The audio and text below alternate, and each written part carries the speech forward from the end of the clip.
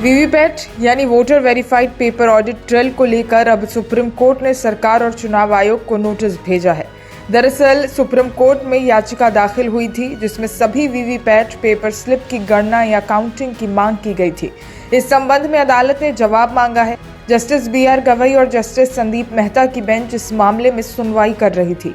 याचिका में कहा गया है कि रैंडम यानी बगैर किसी विचार के 5 EVMs यानी इलेक्ट्रॉनिक वोटिंग मशीन चुनने के बजाय सभी वीवीपैट की गणना होनी चाहिए। वकील और एक्टिविस्ट अरुण कुमार अग्रवाल की तरफ से शीर्ष न्यायालय में याचिका दाखिल की गई थी। इसी के अलावा इसी तरह की याचिका एसोसिएशन फॉर डेमोक्रेटिक रिफॉर्म्स ने भी दाखिल की थी। याचिका में चुनाव आयोग के उन दिशा निर्देशों को भी चुनौती दी गई जिसमें एक के बाद एक वीवीपैट वेरिफिकेशन की बात कही गई है।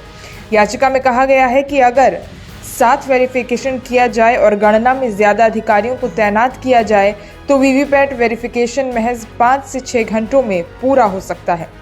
याचिकाकर्ताओं का कहना है कि सरकार ने लगभग 24 लाख वीवीपैट्स खरीदने के लिए करीब 5,000 करोड़ रुपए खर्च किए हैं, जबकि मौजूदा स्थिति में अनुमानित 20,000 वीवीपैट्स की ही पर्चियों का वेरिफिकेशन हो पा रहा है।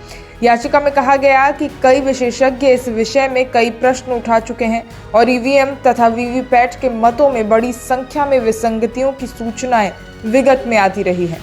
याचिका में उच्चतम न्यायालय यानी SC से मांग की गई है कि EVM के वोट का मिलान वीवीपैट की पर्ची के साथ कराया जाए।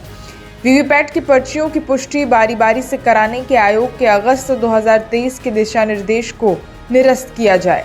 आयोग को निर्देश दिया जाए कि वो मतदाताओं को वीवीपैट की अपनी पर्ची को मतदान के बाद एक अलग मतपेटी में डालने की अनुमति दे तथा आयोग वीवीपैट मशीन के शीशे को पारदर्शी रखे और मतदान करते समय उसकी बत्ती इतने समय तक जलती रहे कि मतदाता अपने मत की कागजी रिकॉर्डिंग को आराम से देख सके और उस पर्ची को फाड़कर अलग पेटी में डाल सके। वीवीपैट की पर्चियों से वोट का मिलान होना चाहिए। याचिका पर सुप्रीम कोर्ट ने चुनाव आयोग और सरकार से जवाब मांगा है। सुप्रीम कोर्ट से मांग की गई है कि EVM के वोट का मिलान वीवीपैट की पर्ची के साथ कराया जाए। वीवीपैट की पर्चियों की पुष्टि बारी बारी से कराने के आयोग के अगस्त 2023 के दिशा निर्देश को निरस्त किया जाए।